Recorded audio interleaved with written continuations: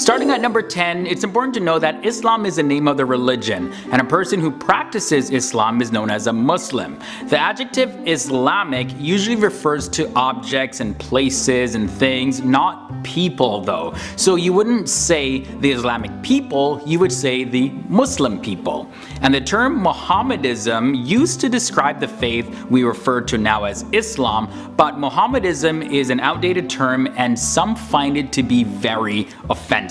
You'll often find that Muslims do not describe Islam as a religion. Islam is often referred to as a deen, which comes from the Arabic word for way of life. Muslims believe that Islam is more than just a religious belief, but it's a way of living in accordance with one's religious faith. The argument, however, arises given the use of the term religion. So to others, the word religion and the phrase way of life are exactly the same thing. But I just wanted to just mention that. All, if not most of you, have heard the term jihad, and in the Western world the word has been misused to mean holy war. Now the word jihad does not mean holy war, it actually means to struggle or to strive.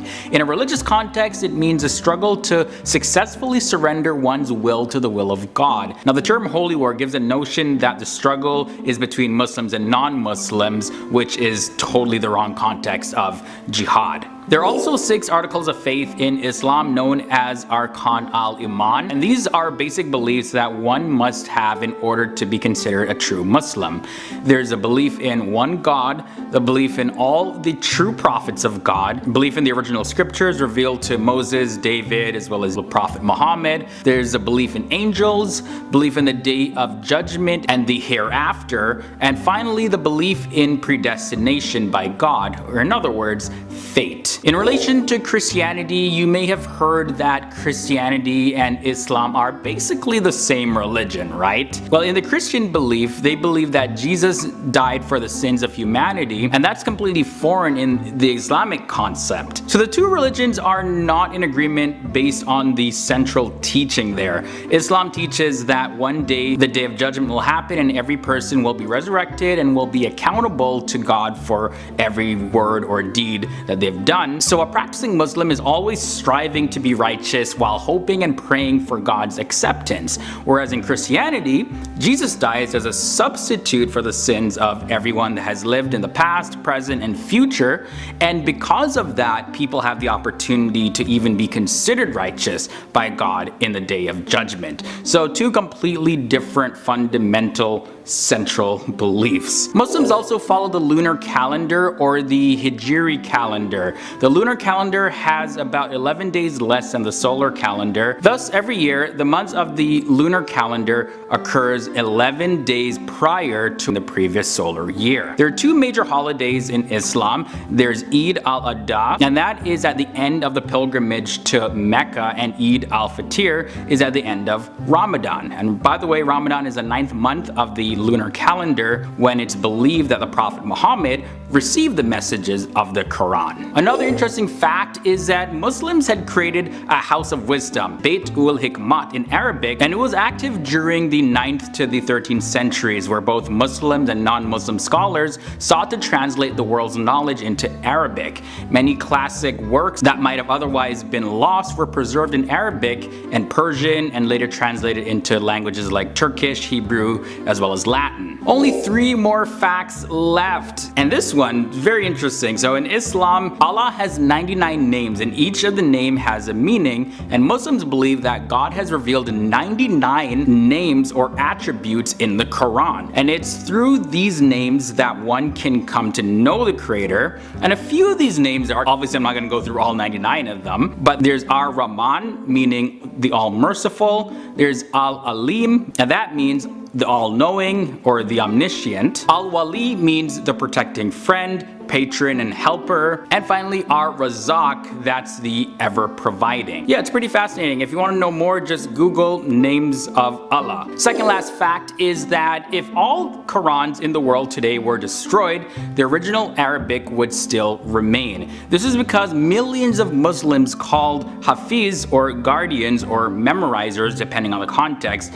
have actually memorized the Quran letter by letter, word for word, from the beginning all all the way to the end. As a matter of fact, all chapters from the Quran recited in each of the 5 formal prayers performed daily, those are done to keep it fresh in the mind of Muslims. And the 5 prayers are the Fajr, which happens at dawn, the Duhr, that's the noon prayer, then there's the Asr, that happens in the afternoon, Maghrib is the sunset, and Isha'a happens at night. Alright guys, so although the Arab world is often seen as the historical center and heartland of Islam, Arabs actually only make up 20% of the world's Muslim population. 30% of them come from the Indian subcontinent, and the rest of them live in Asia outside the Middle East and the West. The country with the largest Muslim population is Indonesia, and that's home to 13% of the entire Muslim population worldwide. Islam is also the largest religion in the entire continent of Africa. Mind blown, right? Yeah, I know. It's usually just always associated with Arabs, especially here in the West. Starting at number 10, we have mistreating your wife. So mistreating your spouse is one of the biggest sins, and it's considered haram in Islam. Now the Prophet Muhammad, he taught people that they need to be very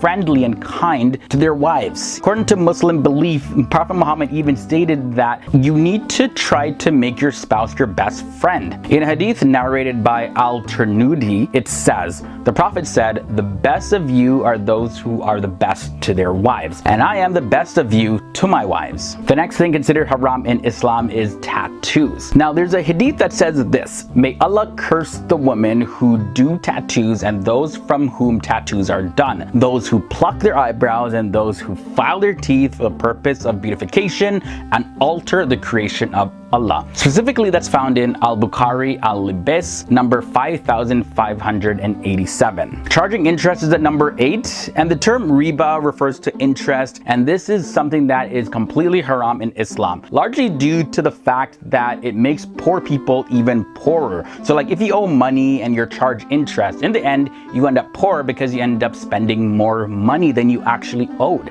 Now in the hadith from Abdullah ibn Hamzallah, this is what is recorded that the Prophet Muhammad had said. The Prophet said, a dirham or riba which a man receives knowingly is worse than committing adultery 36 times. And you know, debt payments is what kills a lot of people, because if you owe $20,000 with interest, you probably owe closer to $25,000, $30,000 in some cases. Next time I gotta pay off a car loan or something, I'm gonna tell them, listen man, you're charging interest on that? That's haram. Adultery and fornication come in at number 7. Now there's a passage in the Quran, Surah 17 verses 32 that says this, and do not approach unlawful sexual intercourse, indeed it is ever an immorality and is evil as a way. So of course having relations outside of your marriage, as well as having intimate relations not being married, that's haram. Drinking alcohol is another big haram thing in Islam, and is found in the Quran, Surah 5 verses 90. There's a passage that says this, O you who have believed, indeed intoxicants, gambling, sacrifices on stone altars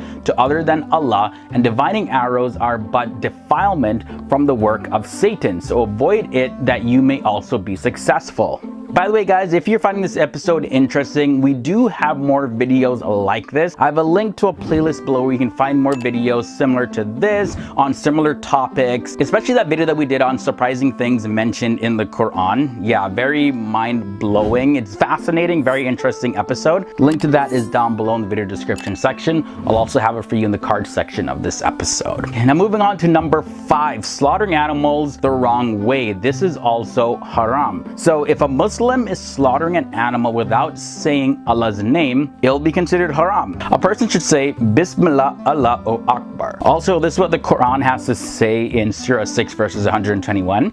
Eat not, O believers, of that meat on which Allah's name has not been pronounced at the time of slaughtering of the animal, for it is fisq, which is a sin. Most of you, even if you're not Muslim, probably knew this already. Eating pork, that is haram. Even if you use Allah's name during the slaughtering of a pig, eating pork is still going to be haram. Surah 5 verses 3 says this, prohibited to you are dead animals, blood, the flesh of swine, and that which has been dedicated to other than Allah, and those animals killed by strangling, or by a violent blow, or by a headlong fall, or by the goring of horns, and those from which a wild animal has eaten, except what you are able to slaughter before its death, and those those which are sacrificed of stone altars, and prohibited is that you seek decision through divining arrows. That is grave disobedience. This day those who believe have despaired of defeating your religion. So fear them not, but fear me, the day I have perfected for you your religion and completed my favor upon you, and have approved for you Islam as religion. But whoever is forced by severe hunger with no inclination to sin, then indeed Allah is forgiving and merciful.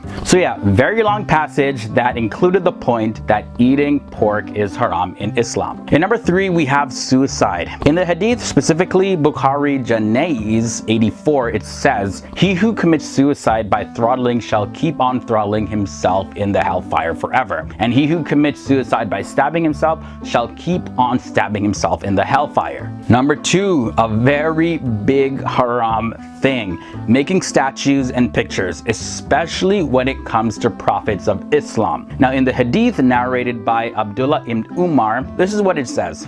Allah's messenger said, "Those who make these images will be punished on the day of resurrection, and it will be said to them, make alive what you have created." And finally, most Muslims would agree on this, that shirk is the biggest haram thing in the religion of Islam. Shirk refers to associating partners with Allah, and this is the most serious thing. It's said that the Prophet Muhammad said these words, "Shall I not tell you of the most serious of the major sins?" We said, "Of course, O Messenger of Allah." He said, "Associating anything in worship with Allah." Also, there's a verse in the Quran, Surah 4 verses 48, and this is what it has to say.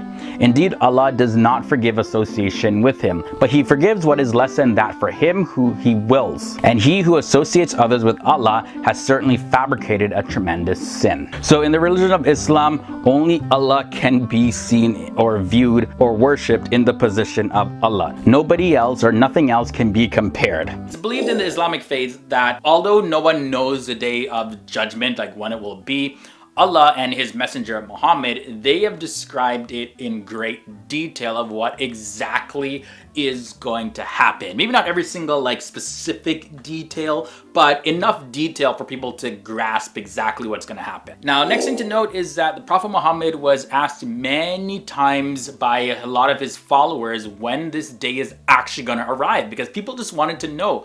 Now, the answer even now, even though we have a lot of different advances in technology and sciences and just we've gained a whole lot more knowledge since then, the answer is still the same.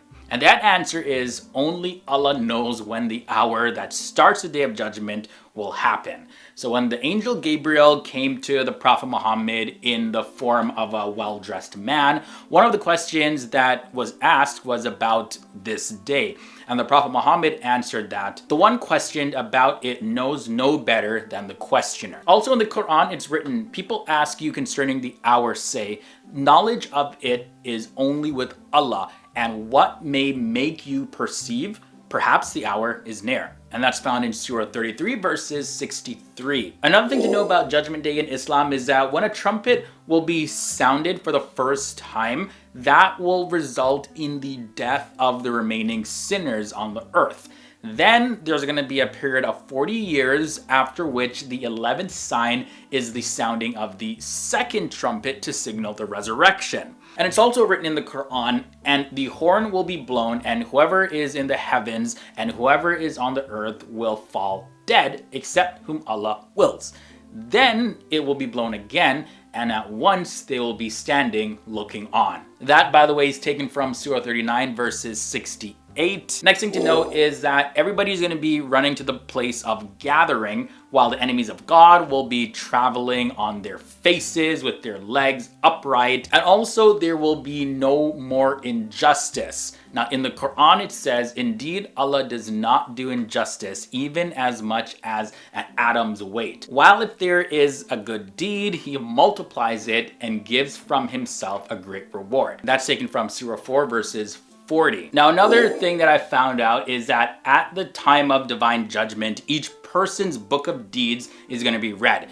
And that includes every small and great thing that they did is going to be recorded in there. But all their actions before adolescence will be completely omitted. Maybe there's some varying views about that, but in either case, records are going to be given with the right hand if they are good and with the left hand if they are evil. Even the smallest acts won't be ignored. In the Quran, it says this: that day the people will depart separated into categories to be shown the results of their deeds. So whoever does an atom's weight of good will see it, and whoever does an atom's weight of evil will see it. And that's taken from Surah 99 verses 6 to 8. So picking off from the last fact, this is going to be followed by a divine and merciful justice. So the age of the hereafter, or the rest of eternity, is the final stage after the judgment day, when all will receive their judgment from God. Indeed, those who believed and those who were Jews and Christians or Sabians before Prophet Muhammad, those among them who believed in Allah and the last day and did righteousness, will have their reward with their Lord, and no fear will there be concerning them, nor will they grieve. And that passage, by the way, is taken from Surah 2 verses 62 in the Quran. So that sort of answers the question inside of Islam, like what about the people before the Prophet Muhammad? If they did righteous, they believed they're all going to be judged righteous and they're going to go to heaven, they're going to get their reward. Those that didn't, though, that's a different story. The belief comes from throughout the years that God may have revealed some truth to people, and then they had a choice to follow that or not, and then even more truth was revealed. So obviously with more truth is more responsibility. If you're not following that, then you'll be judged according to that. Next up, at fact number 4, the dead are going to stand in a massive group, and they're going to be awaiting the details of their righteous deeds as well as their sinful acts, and then their ultimate judgment. The Prophet Muhammad will be the first to be resurrected, by the way. Now, if somebody did good deeds, then they're going to go to Jannah or heaven, and if unrighteous, they're going to go to Jahannam, or in other words, hell. Yeah, so pretty much reiterating what I just mentioned. And punishments will include severe pain as well as shame. Now, there will also be a punishment of the grave. So for those who disbelieve between death and the resurrection, yeah, there's a different kind of punishment for them. Islam also teaches that this life is simply a test to determine someone's place in the eternal life after death. Now, those who understand the reality ahead of them are aware that their ultimate fate after death is based on their actions in this life. So individuals that know this, they're believed to be thankful for all the blessings that God has given them and humbly worship Him while promoting goodness in all respects of their lives. So when a person embraces such a God-centric way of life, their purpose extends beyond merely enjoying worldly pleasures. There's bigger purpose, there's more fulfillment, more things to accomplish, an all-round more fulfilling and satisfying life. So Muslims believe if you can live like that in this life, you're gonna have an amazing reward in the hereafter. Now, the next thing to know is that in the afterlife, the evildoers, they will not be able to escape the grip of justice, and the victims of worldly suffering will be repaid for their pain. People who spend their lives responsibly avoiding temptations to commit sins, they will also be rewarded. And as the Quran mentions, and Allah created the heavens and earth in truth, and so that every soul may be recompensed or repaid for what it has earned, and they will not be wronged. And that's taken from Surah 45 verses 22. So that distinction is pretty important because, like I did talk about, there's going to be a reward. So like if you do good deeds, you're going to be rewarded. If you do bad deeds, you're going to be rewarded. But also for every single thing that you suffered and you had to endure, that's going to come with another reward on top of the other rewards that you would be receiving for living a good life. And final thing I want to share in this episode is that Muslims seek salvation in the hereafter by living a God-conscious and virtuous life in this world. So the fear of accountability in the hereafter, along with hope in the promise of God's ultimate justice, motivates Muslims to really orient their present lives around the comprehensive worship of God and the true purpose of human existence. So in this way, they really seek in this temporary life for eternal joy. To the righteous, it will be said, "O reassured soul, return to your Lord, well pleased and pleasing to Him, and enter among my righteous servants and enter my paradise." That quote, by the way, is taken from the Quran, Surah 89, verses 27 to 30. So it's like a double-edged sword. It's like there's like that fear of, okay, I ain't trying to get punished. Then there's also the hope of like, well, there's so much more to look forward to. So it's like sort of like that fear keeps you in line and that hope motivates you.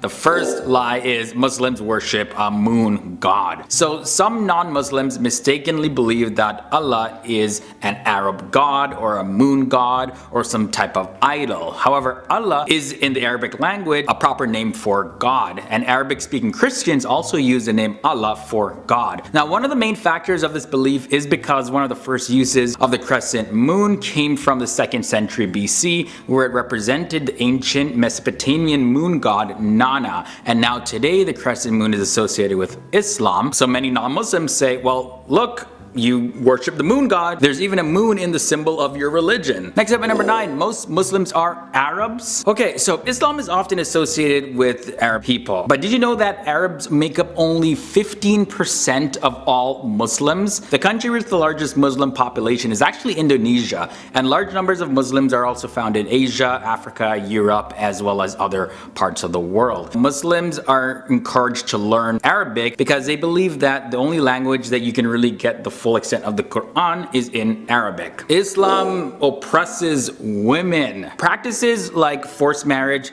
spousal abuse are actually things that contradict Islamic law, and most of the bad treatment towards women actually come from people's own evil natures and their own cultures and their beliefs, and it's completely separate from the faith of Islam itself. Muslims are extremists. Now this is a big one. Many Muslim leaders and scholars frequently speak out against all forms of extremism, and they offer different explanations and interpretations of Muslim teachings that have been twisted by others to promote extremism. Muslims believe the entire Quran, taken as a complete text, gives a message of hope as well as peace and faith and good virtues, and any form of extremism cannot be justified under proper interpretation of the Islamic faith. Oh boy!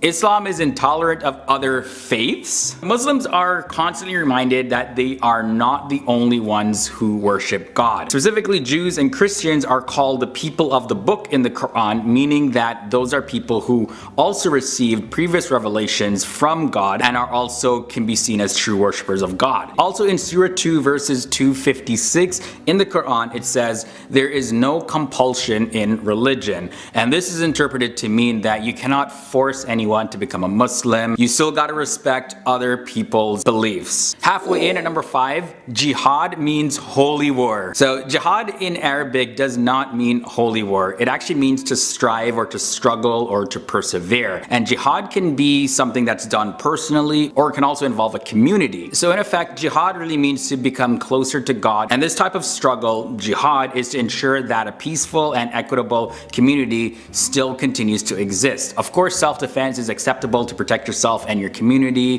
from any sort of like dangers. However, any form of offensive aggression is prohibited in Islam. Alright, number 4, Islamic prayer doesn't really have any meaning. Most people now know that Muslims are to pray 5 times a day. And now in Islam, there are several benefits to prayer. The daily prayers help keep Muslims' minds on God, and it helps Muslims to remember the Quran because they recite passages of the Quran, as well as it's a time to go before God to express thanks, to ask for forgiveness, to look for guidance in your life. So there's a whole lot of meaning for Muslims when it comes to prayer. Alright, number 3, Jesus is completely irrelevant in Islam. That's actually not true. Jesus, however, is revered as a prophet and the Messiah in Islam. The Islamic faith believes that Jesus will return as a Messiah and defeat the Antichrist. This view is also very similar to the Christian view. The only difference is that Muslims don't view Jesus as the Son of God. He's just seen as a prophet when you compare it to the Christian faith. Alright guys, we got 2 more left. So the crescent moon is a universal symbol of Islam. It's actually, yeah, it's not. Okay, so the early Muslim community did not really have any sort of symbols or anything. Now the crescent moon, as well as the star symbol, they actually predate Islam by several thousands of years. And as a matter of fact, they weren't affiliated with Islam at all until the Ottoman Empire placed it on their flag. And over time, the symbol became more associated with Islam, but it's not actually their official symbol. That just doesn't exist. And the number one biggest lie, myth, misconception about Islam is that Muhammad is the founder of Islam and Muslims worship him. Muslims believe that Muhammad was God's final prophet and communicated God's final revelation to humanity. Muslims consider Adam, the first man created, to actually be the first Muslim because he was, of course, surrendered to the will of God, and that's what the term Muslim means, one who surrenders to the will of God. Muhammad is held in great esteem, but he's not to be worshipped because worship is only meant to be directed towards God, and it's completely forbidden to worship anyone or anything else. Muslims may, however, celebrate Muhammad's birthday similar to the way that Americans celebrate Martin Luther King Jr. Day.